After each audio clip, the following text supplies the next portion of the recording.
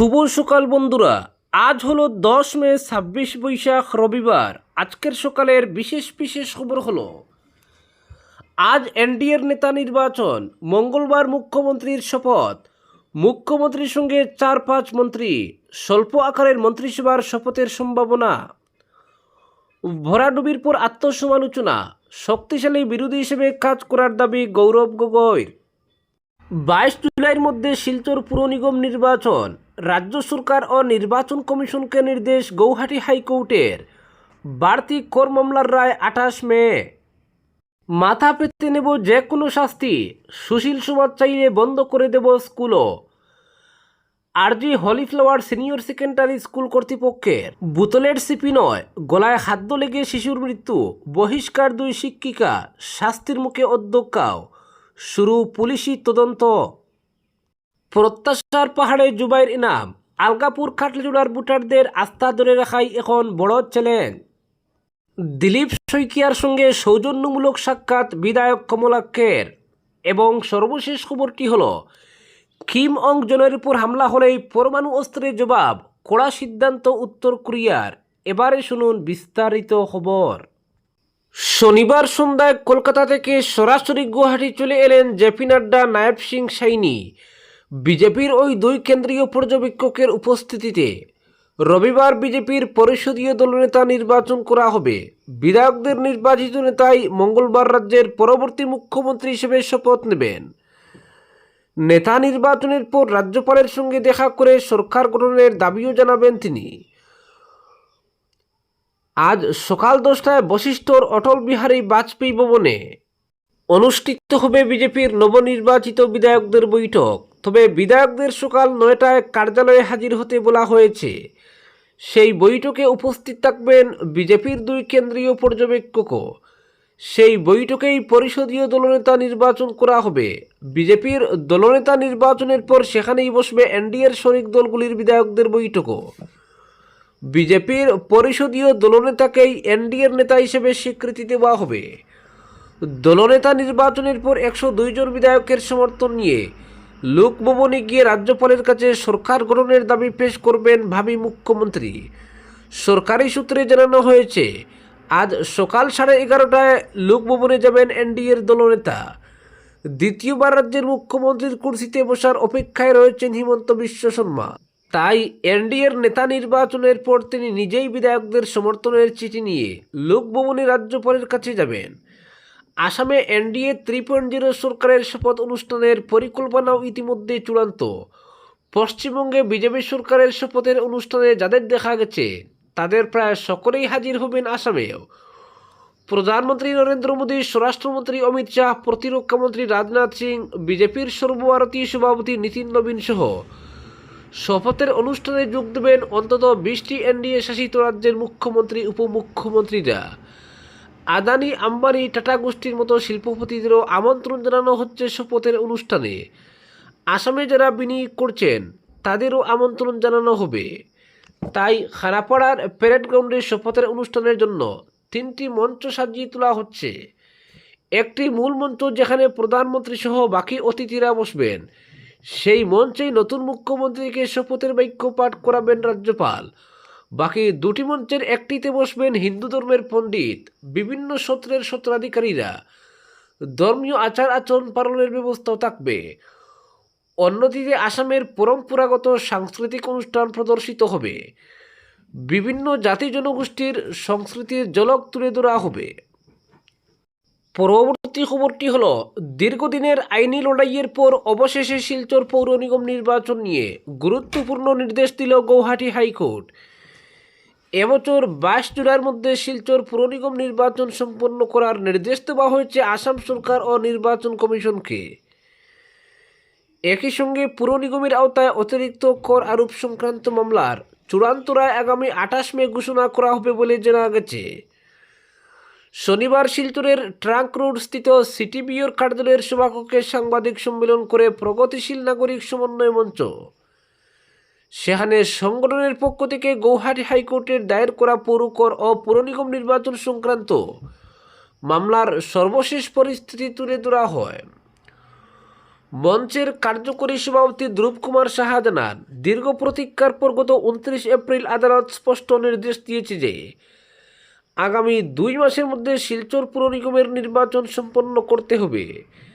তিনি বলেন, আদালতে সরকারের পক্ষ থেকে জানানো হয়েছিল যে সামনে বিধানসভা নির্বাচন থাকায় ভোটের পরে 2 থেকে 3 মাসের মধ্যে পৌর নিগম নির্বাচন সম্ভব হবে।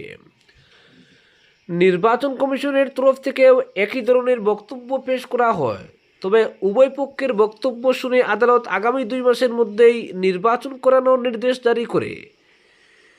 একই সঙ্গে মাত্রাতিরিক্ত পুরকর নিয়ে চলতি মাসে চূড়ান্ত সিদ্ধান্তমূলক রায় প্রদান করবে। মঞ্চের সাধারণ সম্পাদক বাসুদেব বলেন, দীর্ঘদিন থেকে আমরা এই আন্দোলন চালিয়ে যাচ্ছি।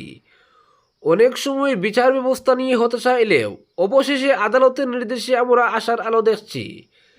তিনি বলেন, আগামী 22 দিনের মধ্যে নির্বাচন সম্পন্ন করার নির্দেশ সরকার ও নির্বাচন কমিশনকে দেওয়া হয়েছে। তিনি আরও অভিযোগ করেন, নির্বাচিত বোর্ড ছাড়া শিলচর পুর নিগম বেআইনিভাবে বাড়তি কর আদায় করছে। এই মামলায় সরকারের পক্ষ থেকে অ্যাফিডেভিট জমা পড়েছে এবং আগামী 28 মে আদালত চূড়ান্ত রায় দেবে। পাশাপাশি শহরের বিভিন্ন জ্বলন্ত সমস্যা নিয়ে আন্দোলন চালিয়ে যাওয়ার কথাও জানান তিনি। সাংবাদিক সম্মেলনে শহরের জল নিকাশি সমস্যার প্রসঙ্গ তুলে ধরেন আশু রায়। তিনি অভিযোগ করেন, রাঙ্গিরখালের কাজ অত্যন্ত ধীর গতিতে চলছে। বর্তমান গতিতে কাজ চললে পুরো প্রকল্প শেষ হতে প্রায় 123 বছর সময় লাগতে পারে। যদিও নাগরিকদের প্রতিবাদ এবং বিভিন্ন স্বেচ্ছাসেবী সংগঠনের চাপে কিছুটা গতি এসেছে, তবুও গাগরা নদী পর্যন্ত কাজ শেষ হতে আরও বহু বছর লেগে যাবে বলে মন্তব্য করেন তিনি আরও বলেন, লঙ্গাই খালের উপর বিশাল ফ্ল্যাট নির্মাণ হলেও তা উচ্ছেদ বা উদ্ধার নিয়ে সরকার এখনও কোনো সিদ্ধান্ত নিতে পারেনি। সিঙ্গির খাল, বাচাই খাল, টাইন খাল ও রংপুর এলাকার খালগুলির অবস্থাও অত্যন্ত শোচনীয় বলে অভিযোগ করেন তিনি। বাচাই খাল নিয়ে এক ব্যক্তি সেটিকে নিজের পাট্টা জমি দাবি করলেও প্রশাসনের তরফে কোনো ব্যবস্থা নেওয়া হয়নি বলে জানান তিনি। পরবর্তী খবরটি হলো, আসাম বিধানসভা নির্বাচনে ভরাডুবির পর আত্মসমালোচনার পথে হাঁটতে শুরু করেছে কংগ্রেস। নির্বাচনী ফলাফল প্রকাশের কয়েকদিনের মধ্যেই দলীয় সংগঠন পুনর্গঠন ও ভবিষ্যৎ কৌশল নির্ধারণে তৎপরতা শুরু করেছে আসাম প্রদেশ কংগ্রেস। শনিবার গুয়াহাটির মানবেন্দ্র ক্ষেত্রে আয়োজিত দলীয় বৈঠকে যোগ দিয়ে প্রদেশ কংগ্রেস সভাপতি গৌরব গগৈ স্পষ্ট ভাষায় জানিয়ে দিলেন, এই নির্বাচনী বিপর্যয়ের সম্পূর্ণ দায়ভার তিনি নিজেই নিচ্ছেন। এরপর সাংবাদিকদের মুখোমুখি হয়ে গৌরব বলেন, এই ফলাফল অত্যন্ত হতাশাজনক। সভাপতি হিসেবে আমি সম্পূর্ণ দায় স্বীকার করছি। ইতিমধ্যেই দলের শীর্ষ নেতৃত্বকে আমাদের অবস্থান জানানো হয়েছে। আগামী দিনে সংগঠন কিভাবে এগোবে সেই বিষয়েও দ্রুত সিদ্ধান্ত নেওয়া হবে। তিনি জানান, বর্তমানে কংগ্রেস দলব্যাপী একটি বিস্তৃত পর্যালোচনার প্রক্রিয়া শুরু করেছে। প্রাক্তন বিধায়ক, নির্বাচনে লড়া প্রার্থী, নবনির্বাচিত প্রতিনিধি এবং জেলা স্তরের নেতাদের সঙ্গে ধারাবাহিকভাবে আলোচনা চলছে। রাজ্যের বাস্তব পরিস্থিতি, ভোটের ফলাফলের কারণ এবং সাংগঠনিক দুর্বলতা খতিয়ে দেখাই এই উদ্যোগের মূল উদ্দেশ্য। গগৈ বলেন, আজ থেকে দ্বিতীয় পর্যায়ের আলোচনা শুরু হয়েছে। জেলার নেতৃবৃন্দ ও জ্যেষ্ঠ কর্মীদের মতামত নেওয়া হচ্ছে। আগামী 1 মাসের মধ্যে পর্যালোচনার সমস্ত দিক বিশ্লেষণ করে দলের ভবিষ্যৎ কর্মপরিকল্পনা তৈরি করা হবে। এদিকে কংগ্রেসকে মুসলিম লীগের মতো দল বলে কটাক্ষ করেছিলেন বদরুদ্দিন আজমল। সেই মন্তব্যের জবাবে গৌরব বলেন, কংগ্রেস সবসময় সংবিধানের মূল্যবোধ ও সর্বধর্ম সমন্বয়ের রাজনীতিতে বিশ্বাসী। এই পরাজয় আমাদের কাছে একটি রাজনৈতিক চ্যালেঞ্জ, আর সেই চ্যালেঞ্জ মোকাবিলায় আমরা আত্মসমালোচনা ও সংস্কারের পথেই হাঁটব। একই সঙ্গে তিনি অভিযোগ করেন, এআইইউডিএফ ও এআইএমআইএম এর মতো দলগুলি বিরোধী ভোট ভাগ করে পরোক্ষভাবে বিজেপির সুবিধা করে দিয়েছে। তার দাবি, আসামের মানুষ এখন ক্রমশ এই রাজনৈতিক বাস্তবতা বুঝতে শুরু করেছেন। আসামের মুখ্যমন্ত্রী হিমন্ত বিশ্ব শর্মা সম্প্রতি বিরোধী নেতাদের বিজেপিতে যোগদানের প্রসঙ্গ উত্থাপন করেছিলেন। সেই প্রসঙ্গে গৌরব গগৈ বলেন, আমাদের প্রধান লক্ষ্য এখন সংগঠনকে আরও শক্তিশালী করা এবং সাধারণ মানুষের আস্থা পুনরুদ্ধার করা। গুয়াহাটির সাম্প্রতিক কৃত্রিম বন্যা পরিস্থিতি নিয়েও রাজ্য সরকারকে তীব্র আক্রমণ করেন তিনি। তার অভিযোগ, পরিকাঠামোগত দুর্বলতা ও প্রশাসনিক ব্যর্থতার কারণে প্রতি বর্ষায় মহানগরবাসীকে একই দুর্ভোগ পোহাতে হয়েছে। সবশেষে তিনি বলেন, আমরা আত্মসমালোচনা থেকে পিছিয়ে যাব না। সংগঠনকে নতুনভাবে গড়ে তুলে আসামের মানুষের স্বার্থে আরও শক্তিশালী বিরোধী শক্তি হিসেবে কাজ করাই এখন আমাদের প্রধান লক্ষ্য। পরবর্তী খবরটি হল, কিমের পুর হামলা হলেই পরমাণু অস্ত্রের জবাব, কড়া সিদ্ধান্ত উত্তর কোরিয়ার। বিশ্ব রাজনীতিতে নতুন করে উদ্বেগ ছড়ালো উত্তর কোরিয়ার সিদ্ধান্ত। বিদেশি শক্তির হামলায় দেশের প্রশাসক কিম জং উনের মৃত্যু হলে পাল্টা পরমাণু হামলা চালানো হবে, এমনই কঠোর অবস্থান নিচ্ছে পিয়ংইয়ং। সম্প্রতি উত্তর কোরিয়ার পরমাণু নীতিতে গুরুত্বপূর্ণ বদল আনা হয়েছে বলে আন্তর্জাতিক মহলে জোর আলোচনা শুরু হয়েছে। বিদেশি সংবাদ মাধ্যমের প্রতিবেদন অনুযায়ী উত্তর কোরিয়ার সর্বোচ্চ আইনসভায় এই নীতিগত পরিবর্তনের প্রস্তাব উত্থাপন করা হয়, পরে তা অনুমোদনও পায়। সংশোধিত নীতিতে স্পষ্ট জানানো হয়েছে, দেশের পরমাণু অস্ত্রভাণ্ডারের পূর্ণ নিয়ন্ত্রণ থাকবে কিম জং উনের হাতে। তার উপর হামলা হলে বা দেশের শীর্ষ নেতৃত্ব বিপদের মুখে পড়লে কীভাবে পাল্টা আঘাত হানা হবে তাও বিস্তারিতভাবে উল্লেখ করা হয়েছে। রিপোর্টে দাবি করা হয়েছে, দেশের পরমাণু কর্মসূচি, গবেষণা কেন্দ্র বা কৌশলগত ঘাঁটিতে হামলার আশঙ্কা তৈরি হলেও তাৎক্ষণিক পরমাণু জবাব দেওয়ার পথ খোলা রাখা হয়েছে। অর্থাৎ আগাম সতর্কতা হিসেবে নিজেদের অবস্থান আরও আক্রমণাত্মক করে তুলছে উত্তর কোরিয়া। আন্তর্জাতিক মহলের একাংশের মতে পশ্চিম এশিয়ার সাম্প্রতিক পরিস্থিতির প্রভাবও এই সিদ্ধান্তের পিছনে কাজ করছে।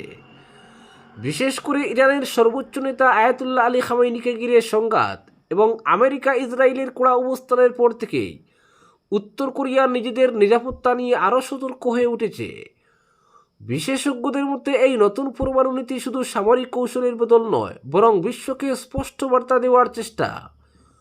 কোনো ধরনের হামলা বা শাসককে টার্গেট করার চেষ্টা হলে চরম জবাব দিতে প্রস্তুত পিয়ংইয়ং।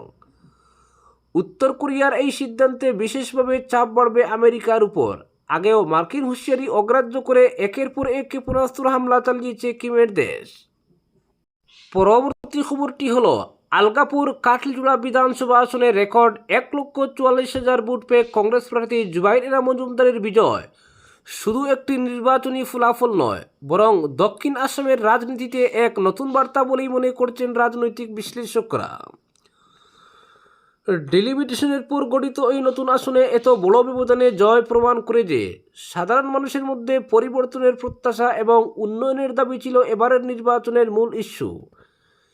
এছাড়া রাজ্যের অন্যান্য সংখ্যালঘু অধ্যুষিত এলাকার মতো এই আসনে কংগ্রেস দলের পক্ষে যে সুনামি এসেছিল এর ফায়দা তুলতে সক্ষম হয়েছিলেন জুবাইর এনাম। তাই তার কাছে রীতিমতো ধরাশায়ী হতে হয় জেলার 3 বিধায়ক জাকির হোসেন লস্কর, সুজামউদ্দিন লস্কর ও নিজামউদ্দিন চৌধুরীকে। এদিকে বিপুল জনসমর্থনের সঙ্গে সঙ্গে নতুন বিধায়কের সামনে তৈরি হয়েছে একাধিক কঠিন চ্যালেঞ্জও। কারণ ডিলিমিটেশনের ফলে আলগাপুর কাটলিজোড়া আসনের ভৌগোলিক বিস্তৃতি যেমন বেড়েছে, তেমনি বেড়েছে সামাজিক ও রাজনৈতিক বৈচিত্র্য। পুরনো হাইলাকান্দি, আলগাপুর ও কাটলিজোড়া বিধানসভা এলাকার মুসলিম অধ্যুষিত বিস্তীর্ণ অঞ্চল নিয়ে গঠিত এই নতুন আসনে গত 1 দশকে ভোটারদের মানসিকতা ও প্রত্যাশার ধরনও অনেকটাই বদলে গেছে বলে মনে করছে রাজনৈতিক মহল। এক সময় ভোটের রাজনীতি মূলত উন্নয়ন, দলীয় অবস্থান বা প্রার্থীর জনপ্রিয়তার উপর নির্ভর করলেও বর্তমানে সাধারণ মানুষের এক বড় অংশ তাদের বিধায়কের কাছ থেকে প্রত্যক্ষ সামাজিক ও মানবিক সহায়তাও প্রত্যাশা করেন।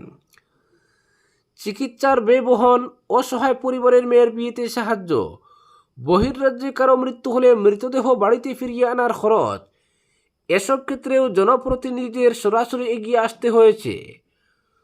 বিশেষ করে জেলার প্রাক্তন বিধায়কদের ক্ষেত্রে দেখা গেছে তারা অধিকাংশ বিষয় প্রশাসনিক কাঠামোর মাধ্যমেই নয়, বরং ব্যক্তিগত উদ্যোগেই সামাল দেওয়ার চেষ্টা করেছেন। রাজনৈতিক যোগাযোগ কিংবা নিজস্ব তহবিল ব্যবহার করে মানুষের পাশে দাঁড়ানোর ঘটনাও কম নয়। ফলে এলাকার মানুষের মধ্যে এক ধরনের প্রত্যাশা তৈরি হয়েছে, বিপদের সময় বিধায়কই শেষ ভরসা। এমন বাস্তবতায় নতুন বিধায়ক জুবাইর এনাম মজুমদারের উপর সামাজিক চাপও অনেকটাই বাড়বে বলে মনে করছেন পর্যবেক্ষকরা। কারণ রেকর্ড ব্যবধানে জয় পাওয়ার ফলে মানুষের প্রত্যাশার মাত্রাও এখন অনেক বেশি। উন্নয়নমূলক কাজের পাশাপাশি ব্যক্তিগত সমস্যার সমাধানেও তার হস্তক্ষেপ চাইবেন সাধারণ মানুষ। রাজনৈতিক বিশ্লেষকদের মতে সবচেয়ে বড় চ্যালেঞ্জ হবে এই বিপুল প্রত্যাশাকে সুশৃঙ্খলভাবে পরিচালনা করা। শুধুমাত্র ব্যক্তিগত উদ্যোগে একটি বৃহৎ ও বিস্তৃত আসনের সব ধরনের সামাজিক সমস্যার সামাল দেওয়া বাস্তবে অত্যন্ত কঠিন।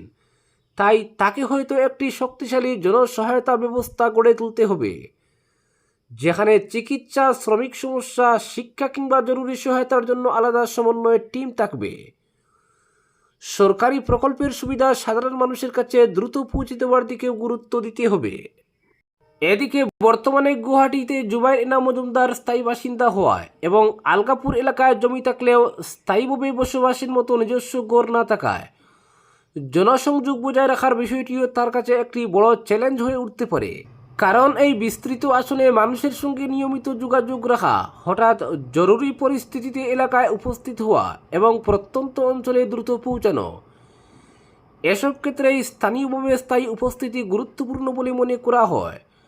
বিশেষ করে দক্ষিণ আসামের রাজনীতিতে মানুষের কাছে সবসময় পাওয়া যায় এমন নেতা হিসেবেই জনপ্রতিনিধিদের মূল্যায়ন করা হয়। ফলে এলাকার সঙ্গে নিবিড় যোগাযোগ বজায় রাখতে তাকে ভবিষ্যতে আরও শক্তিশালী সাংগঠনিক ও স্থানীয় পরিকাঠামো গড়ে তুলতে হতে পারে বলে মত পর্যবেক্ষকদের। আজকের বিশেষ সংবাদ এখানেই সমাপ্ত।